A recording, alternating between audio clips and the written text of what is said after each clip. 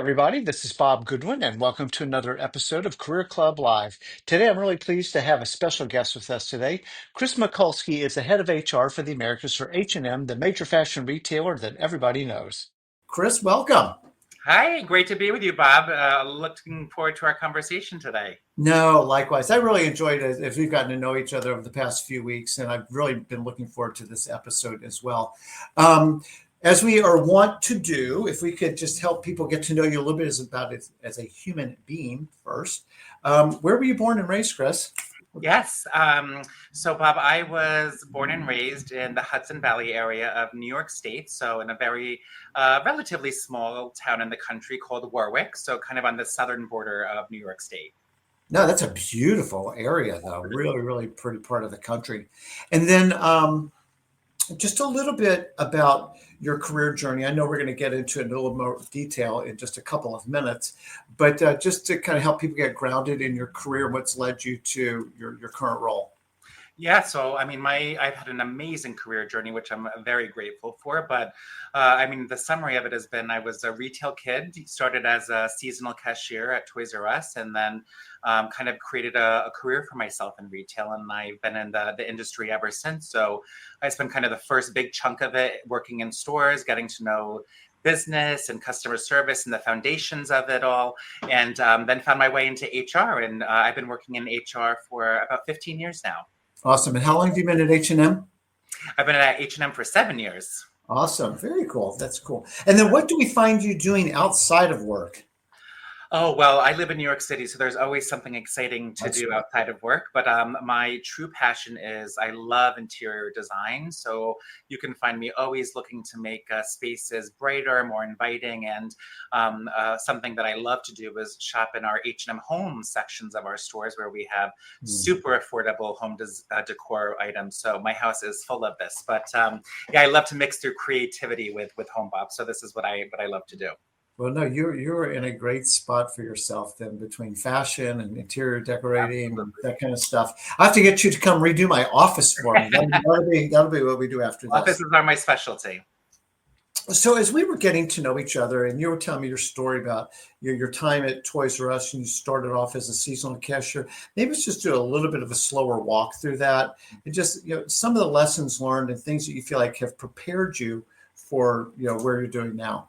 Absolutely. I it's funny in these moments, I can remember, the days that I had kind of pivotal moments in my career. And I think, one was when I started to think about where did I want to start working, being very young and, thinking being in a relatively small town, what was even available to me. And growing up, I had a huge passion for comic books and video games and tech. And when I thought about where to start kind of my career, Toys R Us just seemed like an awesome opportunity as a teenager. So I applied actually with many of my friends at the same time. And I was the only one that was hired, which of course created some banter with the friend group. But I started working in the electronics section 1 week after Black Friday. And those of us working in retail know what a quite insane time this is in the business world for retail. So I expected really only to stay on board for maybe the 5 weeks that were remaining in the holiday season.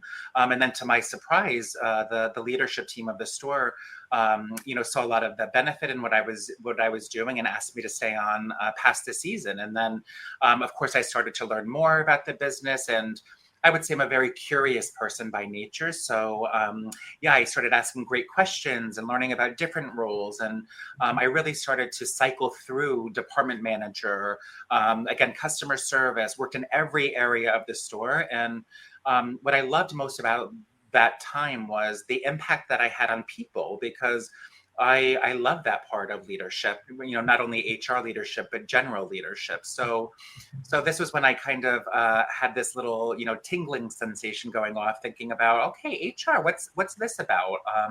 We didn't have any dedicated HR roles in our stores at that time.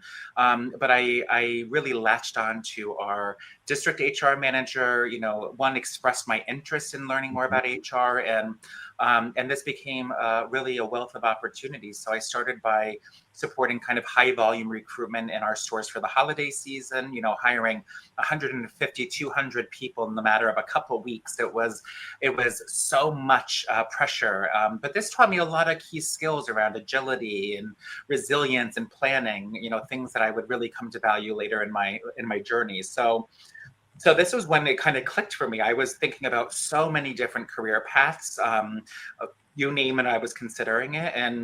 But there was something in the HR field that really was pulling my heartstrings. And like so many of us have, I was presented with a kind of a fork in the road for my development. Did I want to follow the traditional sales path and, become a store manager, district manager, kind of go that traditional route? Or, did I want to roll the dice a little bit and see if I could kind of carve out a HR journey for myself? So, of course, we know how that story went. But I really decided to, follow the passion, and take advantage of that. And that then really blossomed into my HR career with toys. So this started by, working on some amazing stretch projects, stretch assignments. If there was an opportunity store, I was going there to help them with all their HR things. And then, of course, this people really take notice of, I think. So we got a great opportunity to roll out a new applicant tracking system, and I was offered a project role. So this is when I began kind of my corporate HR experience. And then this grew into many roles in talent acquisition, later employee relations, HR business partnering for really every part of the workforce, stores, corporate, logistics. Is giving me a very good diverse view of kind of all the moving pieces that make a business of that size, operate. At that time, we were over 900 stores, 35,000 employees across the U.S. So it was pretty large business. And that's kind of was my journey through toys. And then I ended my time with them in 2018 when the company went through a bankruptcy proceeding and liquidated its U.S. operations. So, of course, this then presented an opportunity to think about what was next, for me. And then, of course, I joined H&M, as you know, in 2018, and I was leading employee relations and total rewards for the U.S. market. And then H&M made a decision to regionalize its operating countries around the world. We have over 75 now. And I had the opportunity to take on my current role leading HR for Canada, United States, Mexico, Colombia, and Ecuador. So I've been doing this role for about 5 years now, Bob. Wow. So I'm making notes while you're talking because you're firing like just so many questions and comments that I want to make. As an executive coach, as a career coach, there's a few things that you've talked about that I just really want to kind of go back to for a second. You started off with Toys R Us was interesting to you because it was in alignment with things that you were passionate about. You liked gaming, you liked video stuff, you liked all that kind of stuff, and you gravitated to what you were interested in, which I think is so cool. So often with young people when they're asking for career advice, for me, if you don't know like what you're passionate about, and I'm making air quotes if you're just listening to this, is like that's a lot to ask of a young person. Like, what do you want to be the rest of your life? I don't know. Like, I don't even know what's on the buffet table to choose from, much less pick a meal for life, And so, oftentimes it's a test for negatives. Well, at least don't go do something you don't like. Just because it pays doesn't mean you should be doing it. And so at least, test for negatives. You are very blessed to have some interest that you already knew kind of, you're excited about and were genuinely kind of into. A few of the words that you used, I'm just sort of writing down. You showed proficiency, that you were good at what they asked you to do, and they kept asking you to do other stuff. You were curious, which is a amazing quality, and one that, when I do these interviews with executives, like almost always the number one quality that they're looking for is curiosity. Yes. Are you a naturally curious person? So you had that. You said that you wanted to make an impact on people. That was really important to you. So you're starting to find more things as you get more experience of like what lights you up. And maybe doing, daily sales forecasts wasn't like the most exciting thing you wanted to go do, but impacting people might be. Yes. You talked about agility, resilience. I loved how you talked about stretch assignments. I was on the phone with a client the other day, And I'm like, run to stretch assignments, run to fires, run to stuff that's got a chance of not working. Like, go do that stuff. Anybody can do the day-to-day things. If you want to make a name for yourself, and ergo a career, a real career that you're excited about, go do the stretch stuff. So all that I love. Last thing I'll say is, and this is for a lot of HR people listen to this podcast, is you learn the business. You understand how a retail operation, how a store works, what a customer is, why that matters, why great customer service matters, all the logistics that go, just making sure we have enough bodies on the floor today, right, to service customers. Stuff is on the shelves, everything that goes with being a great retailer, creating a great experience, versus people that have only been in an HR function their whole career and haven't ever really lived the business piece of it. Could you talk about that for half a second, how you might encourage your peer group?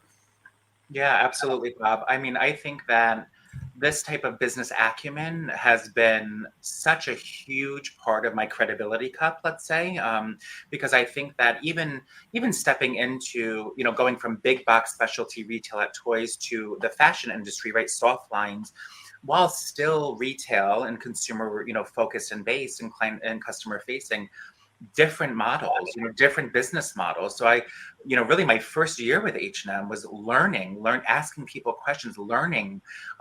We have so much tenure here that I'm so fortunate to be able to have, wealth of knowledge around me. But I think whenever I enter a conversation, especially with, let's say, our CEO or, any business leader, the more information I already know about their business, their successes, their obstacles, the more credibility I can have with, raising potential people solutions or, challenging a thought, to be more diverse. So I think the business credibility here is priceless. And I think what I've seen, of course, now in my role, being able to support the development of HR professionals, which is one of my true passions, is to build that bridge, for them, to make sure that they see that as an essential skill set, competency, but also a key success factor in how they, deliver HR. So I'm a huge proponent of this because I really do think it makes a big difference. No, and I know that it does, and again, that's why I want to just really call that out. And it almost doesn't matter what your function is in a company. I don't want to pick on HR people. There's marketing people, sales people, finance people that know their bailiwick, the thing that they know, and they're an inch wide and a mile deep in their thing.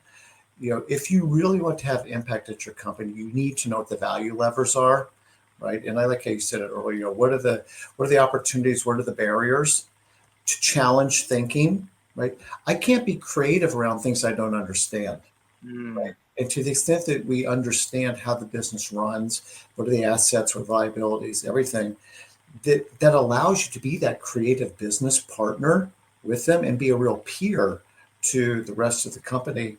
And I can just completely understand how this has benefited you in your career. I want to ask you one quick thing on the toys bankruptcy.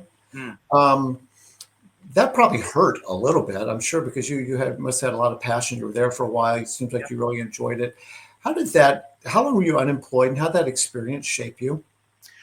I think it shaped me drastically. I think it was the life lesson I didn't know I needed. And I think so many, by hindsight, we talk so much about this, but I approaching that, I think it was unanticipated, of course. And for me, I had just reached like this peak of my profession where I was, head of HR for stores for Toys R Us. And it was such a short-lived kind of, let's say, victory for me, because shortly thereafter is when they decided to liquidate the business. And then, it called on me to be, one, extremely resilient through those moments, because, my first commitment was to my team, being a people leader, and then to be, of course, a business leader in that. But then I guess maybe what we don't talk about enough in this context, Bob, is being the human at the same time. I would say nothing prepared me for that moment in my career. So, I of course had to lean on so many partners, mentors, and we went through it together. And I would say that was something that was so beautiful about that moment. I'm a quite optimistic person, so I really try to take learnings from everything in life. And, for me, that showed the strong sense of community that you can have through one of the darkest moments for all of us, right? Because it was also, yes, closing this business, but also, where are the kids going to shop, and where we all had these special iconic moments with the brand. So it was also the thought of sunsetting an iconic brand that had a special place. So what I learned from this was an important side of American business. And of course my heart goes out to anybody who finds himself in this position, because it is extremely challenging, physically and mentally. But I think it was a good learning experience, for me. And it also presented a great opportunity to think about what was next, which I gave, of course, tremendous thought, thinking about what was next after that chapter, because I was very adamant to not be running away from a company that was closing, and really to be, stopping one chapter to begin another. But Bob, this took a lot of, self-reflections, discovery, emotional moments, and support from my friends and my family. And I'm proud to say that I came out stronger from that, but it was not without its moments, for sure. So, just like your career story, there's a few things, as you said, that just have me lit up in a good way. So, on the topic of resilience, I like to say today is the slowest day of the rest of our lives. The pace of change, the magnitude of change, the unpredictability of the change. Read the newspapers last week, and so it's just, resilience is a trait that we have to develop, and it's almost always forged in the fire of something we wish hadn't happened, right? You were not looking for toys to liquidate, but that's where you found yourself. There could be many people who listen to this who have either been laid off, know somebody who's been laid off. And so there's a lot of people who are being affected by change that they didn't really ask for, right? Change happened to them. And there's a few qualities that you highlighted, Chris, I want to make sure that we memorialize here for people. One is community. Like, you've got to be in community. And I can tell that I think that building relationships is a very natural thing for you. And you care about people. And when you care about people, they tend to care about you. That's sowing and reaping, pretty much. And that's just the way that the world works. And you have invested in other people, so that when it was your time of need, like, they're running to help you, because you made so many deposits in that ATM on the day when you needed to make a withdrawal from that ATM, that relationship ATM. You'd made so many deposits. It's like, yeah. And there's other people, and it's sad when that day comes and they're like pressing the button as hard as they can. And it's like, well, dude, you haven't made any investments. There's nothing to take out, So community is huge. The second thing that you talked about was you're an optimist. And, what can I learn from this? Psychologists would call this benefit finding. So how can I find the good in this? Again, I wouldn't have chosen this for myself. I'm not saying that it's awesome, and like, I'm so happy that this happened, but it has happened. So let's face the brutal facts. And in that context, what's the good that can come out of this? One, you're reconnecting with people. Two is, you said that it created time to pause and reflect. Well, we're usually so busy doing, we don't have time to pause and reflect. Absolutely. We kind of think about, well, what else do I want in my life here? I heard somebody say one time, the only difference between a rut and a grave is the length. So, but we get busy doing stuff, and like, we keep doing it. But you're finding, like, what's the good that can come out of this? I love that. And then I was not expecting you to say this. I think this is awesome. Where are the kids going to shop? You felt a sense of purpose. Yes. And when we have purpose in life, you can get through pretty much anything. And so you've been able to find, hey, this is important, and it matters to me. And I'm willing to go the extra mile because I actually care about this. You can't stop somebody who cares. Yes. So I love that's. I remember you told me a little bit of this when we had spoken previously, but I think this is a really powerful testimony that a lot of people will benefit from hearing. So um, I would love to talk just for a minute, maybe longer than a minute, about leadership. You said that you've been in a people leadership role for quite a while now, and you've got direct influence over your team. You've got indirect influence over a lot more people than that. I don't know if this is a fair way to couch it, but are there like 3 to 5 attributes that you really try to think about when you think of leadership? Oh, I sure do.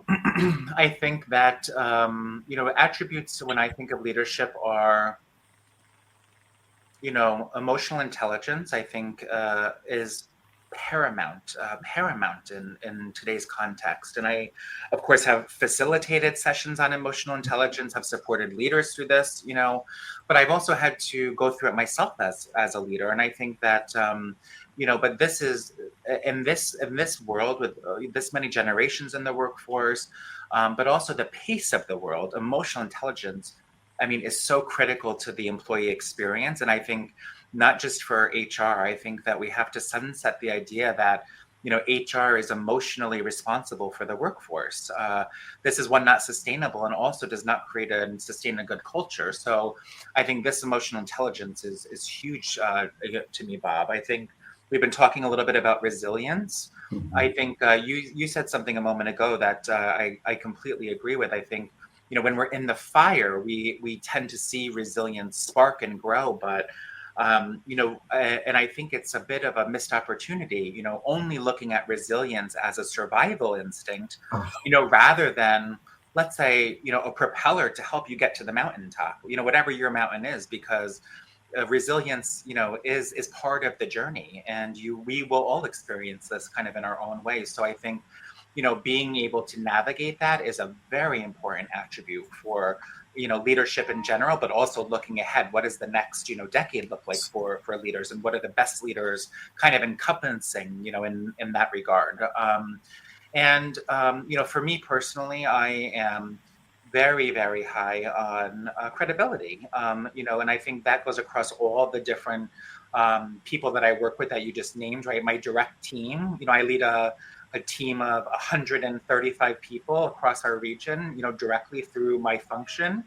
But then I'm also responsible for 24,000 employees across our region, as their HR business partners. So, this carries weight with it. And I wake up every day with a sense of responsibility for that role. I think my goal, and you could probably tell this, Bob, through chasing my passion and my purpose, is never to become a C-suite executive and, make a great living. I mean, of course, that comes with growth and the role, but it was really, again, to take that responsibility forward. So I would say those would be 3 that I would really say are, to me, in my own leadership, non-negotiables, but also when I think of, people that are really leading the way to the future, these 3, they're usually quite strong at embodying. yeah, I want to double click on a couple things on resilience, and thanks. You reminded me of something on resilience because previously you had said that you felt like you came out of it stronger, Mm. and then you made a point that is so true. Resilience is not about surviving. If we were together, I would show you like a red rubber ball, and this is a really good word picture. If you squeeze, like a foamy rubber ball, and like, it's under a lot of stress, it's under a lot of stress, and then you let go of the stress, and it returns to its shape. That is not resilience. That's recovery. Yes. That's recovery. You got back to whole. Okay, but are you stronger through it? And the word a picture that I would use at that point is like exercising a muscle. When you exercise a muscle, it tears the muscle. It's tearing the muscle a little bit.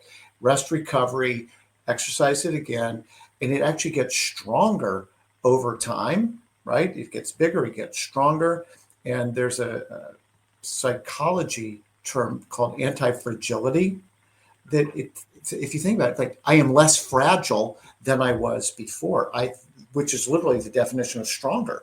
Like, Yes. so I can take more stuff, right? Where before I would have folded like a house of cards. And that's like, all right, that was a pain, but it's not that big a deal. We'll get through this. And so I really appreciate what you're talking about. That it's not about surviving, it's about becoming stronger. You talked about credibility, and I think that also goes back to your business acumen. So, to be a credible partner, like you do need to know the business, but all the things that you were describing in terms of the people that you're responsible for directly and indirectly, yeah, for sure. I was curious on EQ, on emotional intelligence. If you had to describe just a couple of qualities that make someone more, like what are qualities that we can develop to enhance our emotional intelligence? Mm. Yeah, this is a great question because I think again, emotional intelligence is not really a new topic Right. for the business world, right? But it's in a new context, which I think is very exciting to explore. So we have 5 leadership principles at H&M, and one of them is care, because this is very centered around how we as leaders take care of our colleagues, and I think care sometimes carries misconceptions, right? That it's the fluffy, nice stuff, right? The good benefits, the good experience, the empathy. But I think care is also a lot about self-awareness. And I really relate this a lot to EQ because some common questions I get, coaching leaders on, maybe that see a deficit or an opportunity to increase, emotional intelligence. It starts with your self-awareness, and how are you moving as a leader? This kind of tall tale of how much are you talking versus listening.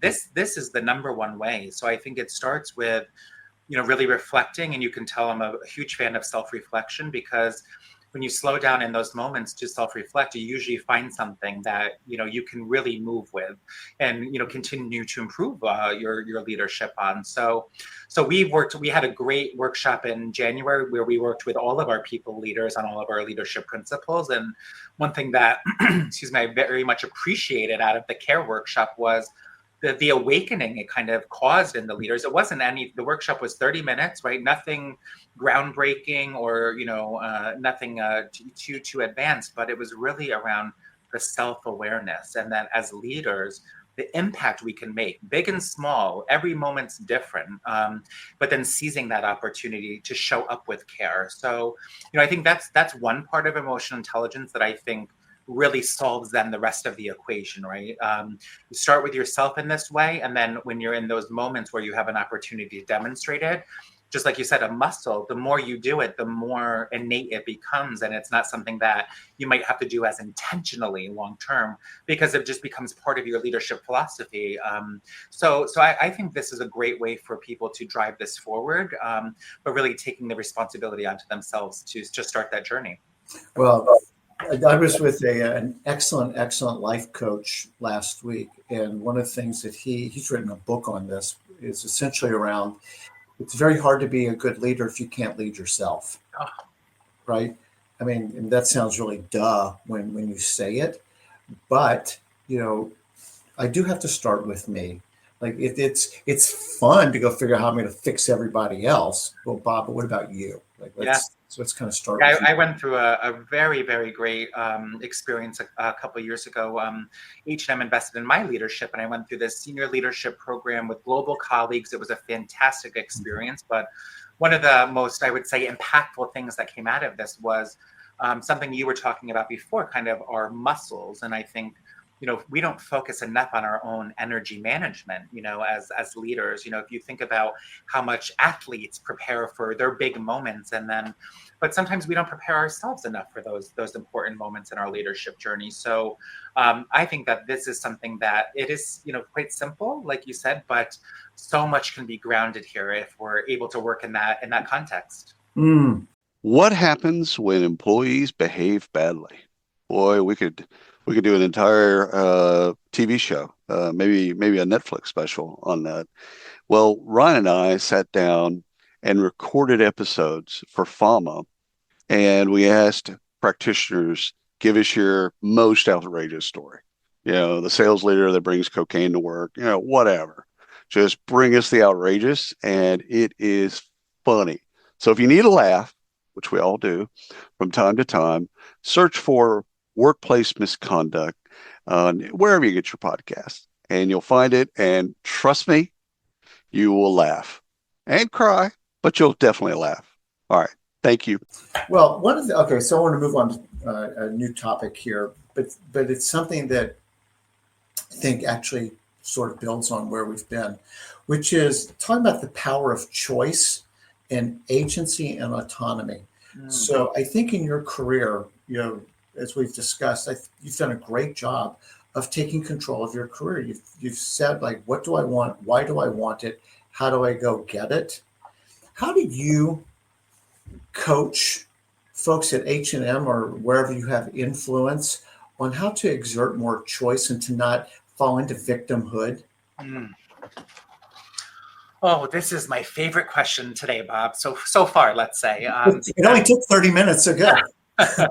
Yeah, but because I think as HR leaders and leaders in general, I think a common question we get is what's the key to success, right? How do you reach success? Everyone's looking for kind of this answer, but I think I truly believe it begins with taking responsibility for your own journey. And I think once you realize that you are in control, that you lead the way, and that everything else around you is just part of kind of the journey, then I think it can give you a sense of empowerment. And of course, I don't want to be naive and say that doesn't mean there's not obstacles and hurdles and things to overcome in that journey. But I see so often, one of the things that I wish I could solve in the, flip of a switch is I meet so many talented people that have so much potential. We work with Clifton Strength Finders, and I love that. Yeah. So one of my top 5 is individualization. So when I'm meeting with a talent, I'm really listening. I would dare to say maybe one of the best listeners, but I really want to hear where they are in their journey, where they want to go. And then usually along that way, you can hear where they're getting stuck up. And I would dare to say, Bob, that 9 times out of 10, they're stopping themselves. They're waiting for, their current manager to tap them on the shoulder to say, hey, I think you'd be great at boom, boom, boom. Rather than, networking, taking advantage of resources around them, daring to carve out their own path and say, I believe in myself enough that I'm going to take a gamble on myself. Those usually work, those gambles, and of course you have to expect failure along the way. A story that I tell some people is I remember very early in my career when I was, ready to move out of stores and into a different experience. And I went through the recruitment process for a payroll position, and I loved it. I loved the people, and I didn't end up getting that role. And I was, of course, devastated at that time. But I mean, had I gotten that, my complete trajectory would have changed. And I probably would not have been, as passionate about what I'm doing today. So, even with those setbacks, you have to kind of accept them, go through the motions to learn from them, and then take that into the next step. But, this is to me where it kind of starts, Bob, when you can understand that, you're leading the way. This can unlock unimaginable possibilities for yourself in your career. So I so appreciate what you're sharing, because I agree with you. I think this is probably the biggest life lesson, is that you are responsible for your life. It's not somebody else's responsibility to make choices for you.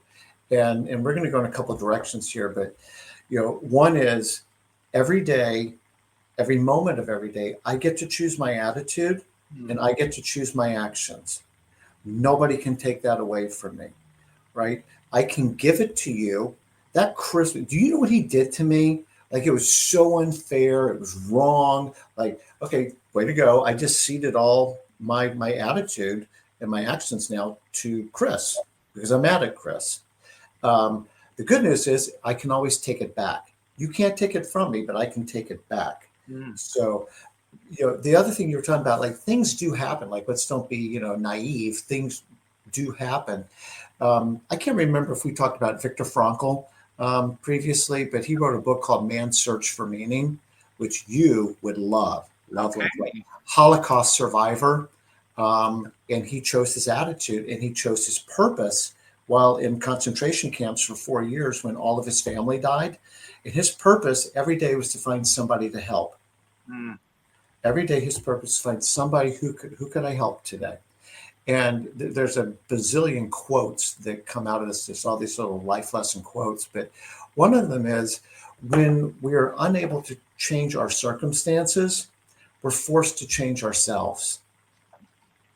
And gosh, that is so good, because again, so much of what goes on around us, like, I have no control over tariffs and whatever, right? I mean, it's just all kinds of happens, Yes. but I can change me. Oh, that's a fantastic quote. I love this. Definitely sounds like a book I should be reading. I think that you would enjoy it. And then, one of the things that I feel like we've talked about previously too was, when something, and this is, I mean, look, people are flawed, and we're going to get flawed output from people, including ourselves. And can you talk about the power of forgiveness, Chris, and just like letting go and just choosing to forgive? Oh my goodness. I mean, this is one of the, not even in business or leadership, but in life. I It's think that life. I can remember, growing up, you hear your parents, your family talk about forgiveness, in religious settings, they talk about forgiveness. But I think when you really embrace forgiveness as something for yourself, I think is such an empowering way to look at this. So I believe, forgive yourself first. Because I think we hold ourselves to the highest standard always, more than anybody ever could. We know our flaws, we know our strengths, some more than others, but I think we have to start with self-forgiveness around what mistakes I made today. I said this versus that. So I think that before you can give somebody else, forgiveness, you have to take this into yourself. And this has also, really impacted me on a personal level with some of the obstacles that I've gone through in my life privately, with having to forgive people to move on. Because I think, a misconception is that you hold on to, whether it's anger, resentment, rage, you hold on to this as a way to hold somebody accountable to, whatever needs forgiveness. But the truth is, you're only holding that onto yourself. You are carrying that weight. So, forgiveness looks different, I think, for everybody. And of course, depending on the circumstances. But I think that you have to see forgiveness as part of growing, a part of letting go of the past. I'm a huge believer of, the past, yes, maybe dictated the present today where we are, but there's nothing that says it dictates the future. And that to me is a great opportunity to also embrace forgiveness for the future. The more weight you carry that you won't let go of, then, the more burdened you'll be, and then you won't have space. We're all humans, we're all uniquely different, but we all live busy lives, and we have so much space for things to take up in our lives. Sometimes you got to forgive to make space for new things. Wow. Preach. So Nelson Mandela said that bitterness is like swallowing poison and waiting for the other person to die. Yes. And the way that you talked about it, Chris, it's like you hold on to it. It does become people's identity. Yes. Right. And it's like, it's so debilitating. It's such an energy drain to stay angry with somebody. And one of the things that, in our coaching practice that we'll talk to people about, is one of the most powerful currencies that you can trade in is in forgiveness. And I love how you said it, Chris, starting with yourself. And we all have regrets, and we know our frailties more than anybody else usually, and the kind of the things that might be in the shadows and all that kind of stuff. And forgiving ourselves, we're not perfect, like nobody is, and accepting that as a reality, wanting to be better but not perfect. So I agree with you on that. But then the ability to forgive other people, and everybody can think of somebody that has hurt them in a very significant way. And if you want to give yourself the greatest gift, it's to forgive them. It doesn't mean to forget. It doesn't mean that it didn't happen, that you don't have scars and all that kind of stuff. That's a child's game to think like that. But as a grown-up, I am choosing to forgive that person and what happened in the past. There's an expression, I can't change the start of the story, but I can always change the end of the story. Yes. And that's back to autonomy and agency. I can choose this story is going to have a happier ending than if I didn't forgive that person. Yes. And at a minimum, happier for me. Yeah, I'll text the other person. I don't know, but definitely it's going to help me. absolutely. See, this is why I love talking to you, Chris, because you can't have this conversation with everybody. So I appreciate it. I want to get back into talent. And could you talk for a few minutes about, and maybe we talked on this a little bit with some of your leadership principles, but we're just hiring people, not just, I'm sorry, that's unfair. We're hiring people that are going to be hourly, out on the floor, like whatever, all the way up to executives and everything in between. What are the traits? What are like the personality traits that you're looking for? You talk about strengths finder, so I think we both kind of understand each other in that framework. But what are some traits that you're like, oh my gosh, this young lady has got something that I don't see every day? What do you look for? Oh, I mean, I think that the things you can't teach, because I believe you can teach almost everything, but you can't teach a couple things. I think one, honesty is something that I look for in everybody, and I think what I love is one of our values here at H&M is we are straight forward and open-minded. So this means we have a very strong feedback culture here. And I think that I see so much productivity happening when honesty is kind of embedded into the way of working and the way of kind of supporting each other. So I think honesty is a priceless trait, and I think this takes care of so many positive things. I love accountability. I think that accountability carries a very negative connotation to it, but to me, accountability means that you are taking responsibility for your actions, and this could be big or small. And I think when you're, interviewing people, you really have to use some great questions to understand, how do they characterize their past experiences? Is it honest? Because I can tell you 9 times out of 10, the interviewer can tell if you're being honest. If you evade, sharing honestly why you maybe left your past employer, then people are going to know, and then you're going to leave a taste in their mouth that there's something else there. And I think in an interview, you really want to feel that you're meeting the full person. I think, especially I can speak, to our culture at H&M, we really empower our colleagues to show up as their authentic selves, and we celebrate those authentic selves. But, I don't think that could be possible, without the other one. And I would say maybe another thing that we look for is, openness and flexibility. Again, a very, very important trait in our industry, especially. But I also think just in this world. So I think that's when you see people saying, "Oh, they're the right fit for the role." It usually means that their approach to the role aligns very well with the organization's approach to the role. And then some people need more support than others to align with that. But I think that's why having an honest interview is the best, because even if the job seeker is not honest, they may end up getting a role that is completely misaligned with their personal values, their personal ambitions, and in the it might be a short-term solution, but this will always come back. So these are some of the things that I look for, Bob. No, I love it. The picking up on the last point that you were just making, when we're working with job seekers, one of the things that we try and communicate is that when you're being genuine and you're being yourself, what my definition of confidence is evidence-based self-belief. So strength finders would be one of those things, right? These are durable qualities about who I am as a human being. There's a portfolio of my work. There's things I'm genuinely interested and passionate. I mean, these are all things that would just be true about me, or what I would call convictions. Convictions leads to clarity. What am I? What am I not? And I'm okay. Like we're saying, that's not me. So now that I'm not pretending to potentially be somebody else, my clarity is grounded in convictions. When I'm talking to you, like I'm leaning in, I'm smiling, I'm emoting more, right? I smile more because I actually believe what I'm telling you. And the way I say it is, confidence is contagious. When you believe, you make me believe.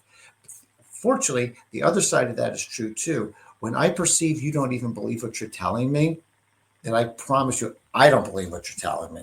Yes. You're trying to guess the right answer for me. And it's way more transparent than I think people really believe that it is. Absolutely. And I think something that goes very closely in hand with that, Bob, is vulnerability, which I mean, could not be a stronger proponent of. I would say a lot of my personal successes have been around my own vulnerability, daring to let down my walls and expose, my full self, to my team, and not feeling like I need to have different versions of Chris, so I think that this also goes very in line with this is, are people willing to be vulnerable, in that moment with you? And I think you usually find it's a very positive outcome when there is a certain level of vulnerability, even in an interview. This idea of perfection wins is really a methodology, that we're far past as a society, I believe. I would agree with that. Can we nerd out on HR for a minute? Mm. Something that's very interesting to me is, HR's role, seems like it can kind of be breaking in one of two ways. One, and I suspect the first way is what you're experiencing, is being the strategic business partner that is involved in all the conversations and not just the execution of the strategies, but the development of the strategies, going back to your personal business acumen and what I will assume is also what you've taught your team. The other version is, the policies, procedures, compliance, the woke police, that we're doing all the things that, we're supposed to be doing. And with where DEI seems to be headed, COVID is over, maybe return to office, I don't know. But I'm talking with a lot of senior HR executives, Chris, who aren't you. They're actually not plugged into the business, and they're feeling very unsure of themselves and their departments. One, are you seeing any of this? And two, what would you say to them? I am seeing this, and I think it's been a very interesting, conversation to follow about, like, what does the next era of HR look like? Yeah. And my findings here, I would say, I think, like most, inconclusive, because we all remember the time where we kind of entered the era from personnel to HR business partnering, COE model, etc. And I think that success truly lies is when HR does have the seat at the table. Such a cliche statement, but I think it really does begin here. But I think what I coach a lot of my team on and other leaders is, you can't expect a seat at the table. You have to earn it. Everybody earns a seat at the table. Maybe your role gets you there, but then you have to have the credibility to stay at that table. And I think that's when I assess some of the most profitable, industry leading, companies, they've all really nailed this down. Their most senior leadership, starting with the board to the CEO, they see the benefit of having an HR partner by their side, helping to guide them on decisions. This is something, I have to be honest, I feel so fortunate in my role here at H&M, because my business partner is so people minded that we have such amazing collaboration sessions. So this is a beautiful thing, and I realize not everybody is in that same situation. And trust me, my situation hasn't always been that lovely. So I've of course learned to work with different business profiles. But I think that it really starts with what is the company's mission? What are you seeking to achieve through business outcomes? And then, is the HR leader prepared to show that people are going to be the significant driver of that? This is what I love to do, bring together the business and the people as one solution. I think where I've seen and also talked to many, friends and colleagues at other companies, when you differentiate these and treat them separately, you'll never get to the finish line. So to me, it's really a differentiator between who's doing, okay work and who's really leading the way. Also seeing how people are embracing AI into the HR space. This is not coming, it's here. So as HR leaders, we have to go with this flow. And I think that's another way. AI will impact not only people, of course, all of business. Are we informed about this? Are we upskilled on this, so that we can then again have credible conversations with our business leaders? So I think it's very much core to winning in today's market. So back on tying people initiatives to business results. I think about whether it's employee engagement, retention, acquisition, mental wellness, pick other stuff, I guess, innovation. Are there KPIs that you guys can draw a very short, straight line from these kinds of people initiatives to we know how this impacts the business?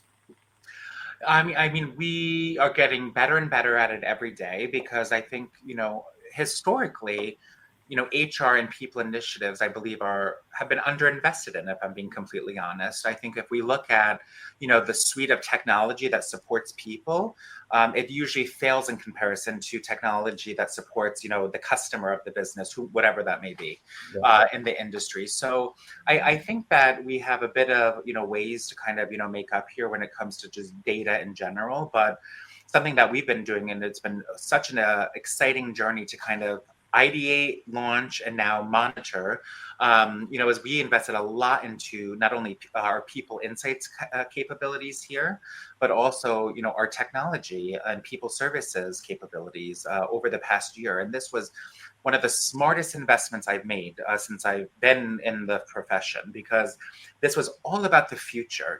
Yes, of course, we have to solve for today and tomorrow and, fix the foundations, but we also have to be prepared for the next couple of years. And I think that, these are the ones that I think, we're drawing closer connections to. So the ones that we are monitoring, of course, typical staff retention, and, it's been a bit of a volatile market, since the Great Resignation and rebounding from that, resetting, the relationship with employees between employer, which has completely changed post-COVID, all the things we know. But I think this has been, a huge journey that we've been on. So staff retention, we also look at early leavers.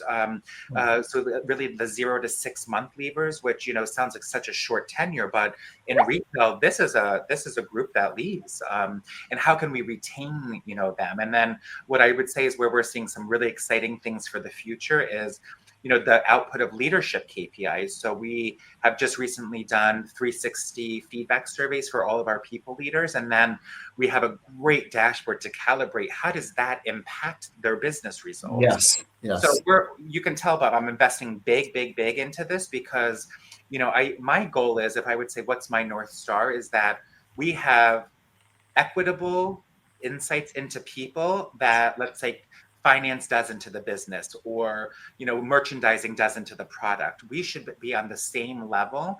And then imagine, coming back to credibility, put that information in the hands of the leader. I mean, they could rock their business to unbelievable levels. So this is a very, very, very exciting journey. No, I think you are going down the exact right road since you're helping lead, getting the organization down that right road, which will pay huge dividends.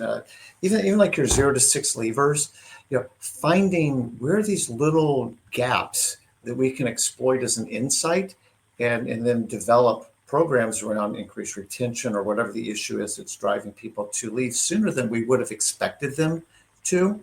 Right. And we have onboarding issues, but it's only in one region, but that's driving a disproportionate amount of these levers or whatever.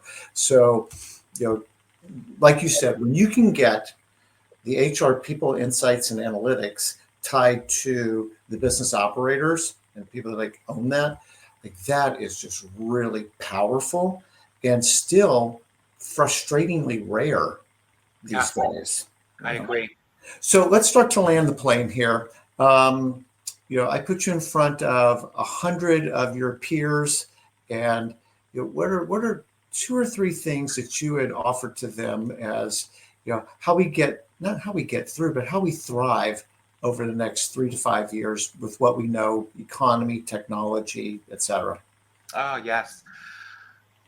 I would say to start with yourself. Reflect on your own leadership approach. How are you approaching your team, your business, your role? And, spend the time, invest the time into yourself to really go through a good reflection. There's so many tools, available to us, LinkedIn Learning, et cetera, where, it can take you through a guided reflection if you're not sure where to start. But the reason I'm such a proponent of this is you have to know better before you can do better, but you can't take only your own perspective into this, right? Because this will lead you one way. So this is where the vulnerability comes in, Bob, where, ask your team members for direct feedback. How am I doing? Even if it's not a typical thing you do in your day to day, I'm telling you, this will be the best surprise that your team members have ever been asked. How am I doing as your leader? What can I do better? What would you like to see more from me? And then also to your partners and your business leaders. I think this, again, one opens the door to create a very good relationship, as you mentioned before. But I think that you have to be open to this in order for it to have any impact at all, or else it's just, more of a vanity exercise. So I would say that start with yourself, reflect on your leadership, ask for feedback, and be vulnerable, throughout that. And then I think that, none of us can go through the next few years alone. This is where networks, associations like SHRM, who we have a great partnership with, is really paramount to support us through all of these moments, right? As the world is changing faster than the business world can change, we have to rely on each other. So I think even for myself, I'm challenging myself to spend more time, with external networks, attending conferences as much as possible to stay well informed. So I think looking this as an investment into your leadership is also how I think we're all going to, really persevere past the next couple of years and do it well. So this would be the two things I would recommend. No, and not surprisingly, it comes back to community with you. So I think that that's awesome. We are better together. Yes. Yes, always. Chris Mikulski, thank you so much. I knew this was going to be fun, and you exceeded expectations, so thank you for that. And for everyone who's listening or watching, thank you so much. We appreciate you investing a few minutes. But Chris, I just want to say thank you one more time, and I look forward to seeing you again very, very soon. Oh, Bob, it was such a pleasure. Thank you for having me today. Of course. Thank you.